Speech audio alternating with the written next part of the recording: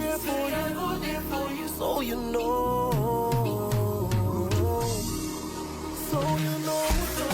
What's up, Bulldozer Park? Welcome to Bulldozer TV, the home of unfiltered breakdown. I'm your host, Bulldozer, and the weekend has given us more drama than the telenovela. From the shocking twist in the Premier League to the epic battle in El Clasico, I have it all covered.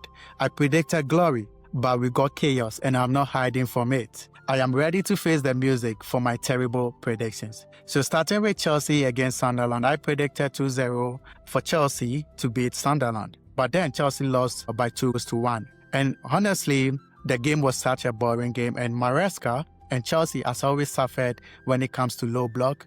We don't penetrate very well, and we play lackadaisical football where the ball is always at the back. You see defenders and midfielders just possessing the ball, and we have no cutting edge. We had no creativity, and Maresca keeps on doing it again. And this is the second season, and Chelsea is still facing the same problem. Achampong had the best game of his life, and I don't know why he subbed Achampong for Toussaint, who is not a Chelsea player.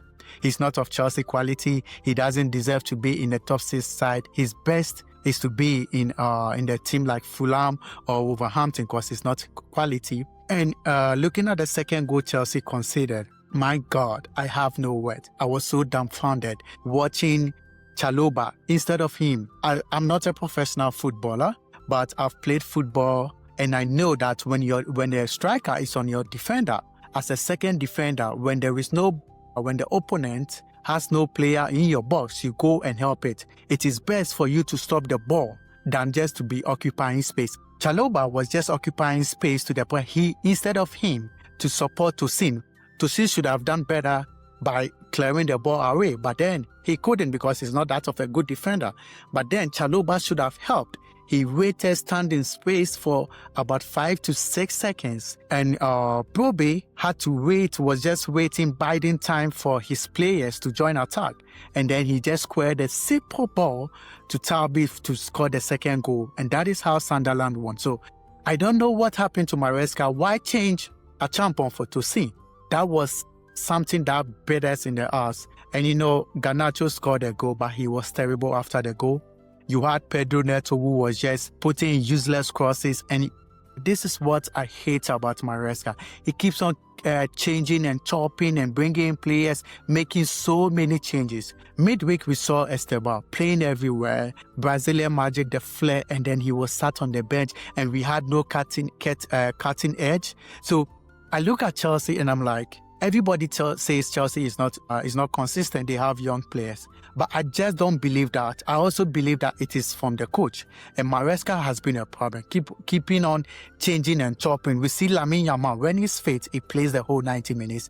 But Esteban, I don't know, for some reason, Esteban has been on the bench, play some games on the bench, and I don't know what is happening. We need wins. We need wins under our belt. We need to build a confidence, and this is not the time. We know there are times you can bring in players and then make them sit on the bench but this is not the time. We need points. We need to build confidence because I believe the Premier League, we are currently at 9th position, and this is terrible for a Chelsea side that are called the world champions after winning the Club World Cup.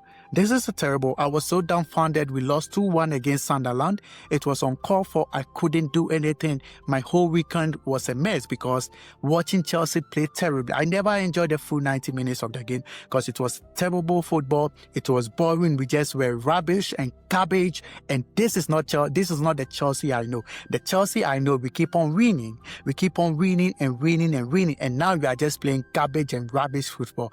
And it's time for Maresca. This is why some fans love Maresca, some fans hate Maresca, and it's always a mixed feelings with Maresca.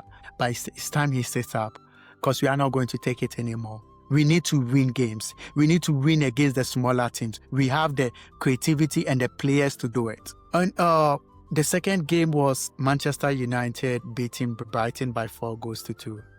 Everybody is saying Manchester is bad, but they are really looking good. Their attack is looking sharp.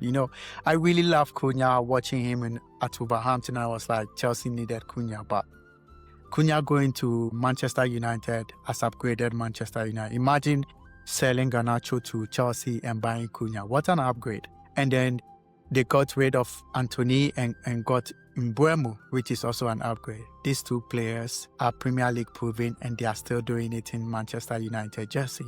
And watching Manchester United dismantle Brighton, I hate to say it, but they are looking good. Their keeper, Sonny Lamens, is also looking good. But I'm not going to say they are going to be in the top four. No. Yeah, they've won three games in a row. This is the first time in Amorim's era. It looks like his tactics was not the problem. It was just the players. It's a long way to go. And I do believe that they are going to lose some. But as of currently, Manchester United is looking good. So big ups to them. And Arsenal. Okay, before I move to Arsenal, let's talk about Liverpool. 4 games on a trot. They've lost all game by a 1-goal margin. Being beaten by Crystal Palace, by Chelsea, by Manchester United, and also by Brighton. Arne Slot talked about the long throws. And as a coach, if you know you are conceding by long throws, what do you have to do? You have to work towards it so that you stop conceding against it. And they conceded from a long throw again. He complained about it, but we saw Joe Gomez when things got difficult, when Liverpool were losing by 3-2. Joe Gomez was brought in to also put in long throws. So, everybody is doing it. And this started with Arsenal. They made the Premier League ugly, and now everybody is following suit. But Brentford are doing it very, very well. I think they are the second best team that does the long throw very well, aside Arsenal. Tottenham is also doing it, but Brentford, with Kayode, that guy throws the ball very, very well, and they cause chaos in the box. They win the first throw, and then they win the first ball, and then they score with the second ball. So it was quite a happy sight seeing Liverpool lose because Chelsea lost on the day early in the morning, and seeing Liverpool also lose, that made my day. So Liverpool still ahead of Chelsea, but it's a long way to go, and I hope long may it continue. Long may they continue to lose, and long may their expensive buy be rubbish. The next game is watching Arsenal against Crystal Palace. Wow, boring game. Arsenal has no cutting edge. They lack creativity. Looking at the players they have, Saka, Eze, or Martinelli, they have jokers and all those kind of forward line. You might think Arsenal would be tearing teams apart, but no. They play pragmatic football. They play like Jose Mourinho 2005, 2006. Arsenal boss Frank Graham's Arsenal. They have the meanest defense in the Premier League, which everybody knows about. They've just conceded 3 goals in 9 games. What else can you ask for? But then, they scored from a set piece again. And it seems like it's getting scary, as I always say. It's getting scary because Arsenal looks destined to win the Premier League. It is theirs to win, and it is theirs to lose. Yes, that is how scary it's becoming. I'm at peace with it at the moment right now. I'm not going to fight it anymore. I used to fight it, but now I'm at peace. So if Arsenal win, I'm okay. Although I'm not okay, but I'm still okay because I cannot fight against it. They are a good team. They are playing pragmatic football, and all that matters is the 3 points. And they always get it week in and week out. And people started to talk about Man City coming back to form. But I always knew their defense was not good enough. And Guardiola keep on chopping and changing. This is the thing. He's just like, Maresca is just like Guardiola. They keep on chopping and doing silly changes and mistakes that cost their team. Because Doku has been one of their star boys, and yet Doku was in the bench. They brought in Oscar Bobu, just keep on turning. A very good player, but he has a lot to learn, and he shouldn't be starting for Man City. He should come in as a super sub. Yeah, play Tijani Reinders at 6 at the defensive midfield position. That is not his game. And you know what? So they lost to Aston Villa by 1-0, but Man City is not back. They still have the old defensive lapses.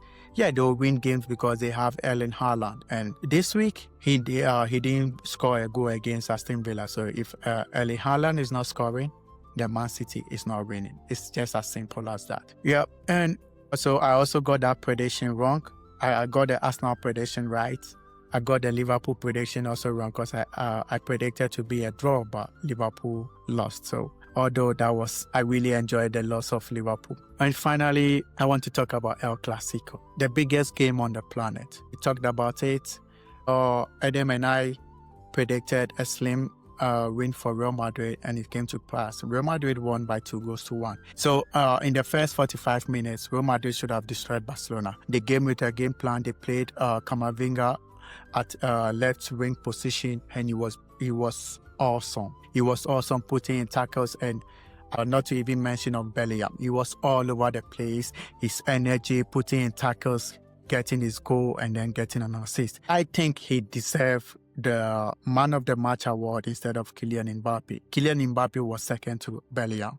But Kylian Mbappe is the big name, so he got the Man of the Match award. But Bellingham deserved it. And Lamine Yamal didn't have the best of games. Like, he was all over the place. Because this is the thing. Lamine Yamal, I believe, is the most talented and best player currently on the planet. But when even Barcelona had Messi, who is arguably the greatest of all time when it comes to football, he still had Xavi, Iniesta, and then Busquets, who were operating, who were also helping, making the run. So if you're a good player, you need intelligent players around you. And that is what Rafinha brings to the Barca team. When Rafinha is playing, you see the best out of Lamine Yamal. Without Rafinha, Barca's attack is blunt, and there is nobody making the late runs into the box for Lamine Yamal to put in the crosses and also to have space to dazzle the fans. So it was a very difficult, because Ferran Torres is not Lewandowski, and then Rashford is not Rafinha. So it was a difficult game for Lamine Yamal and for Barcelona. Real Madrid should have won easily, but they missed a lot of chances, and they were caught by offside. As we talked about, previewed Barcelona's high line would be a problem. It was a problem because the high line was the cause of the first goal from Kylian Mbappe, but the high line also saved them with a lot of offside. And also, Barcelona game was just out of a run of play when Arda Güler should have cleared the ball, but didn't. And then Barcelona, Pedri, I think, poked the ball to Rashford, who then squared it for Fermin Lopez to equalize.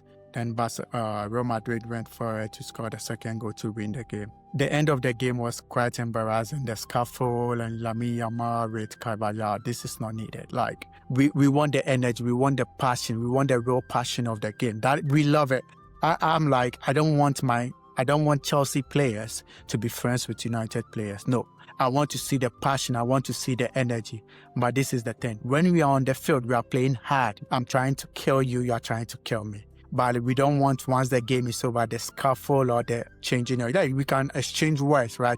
But we don't want the pushing, but we want the energy. Like, we don't want to be friends. Like, that is what the fans want. We want the energy, want the passion, but we don't want it to be over the top. So this is the preview of the weekend game, which was quite awesome. And I was really dumbfounded, especially with Chelsea losing, but it is football. This is why we love football, because it gives us all the surprises, and you can always not have your predictions right. Your predictions, some might be wrong, but majority should be right. And that's it, Bulldozer Park. It's a wrap on a truly unforgettable football weekend. The Premier League threw us a curveball, and El Clasico delivered a classic. Yeah, so hit the like button, as you know. Subscribe to Bulldozer TV, and we'll bring you the best of all football with pure passion, no filters, no boring stats, just real passion. Thank you. See you, and peace.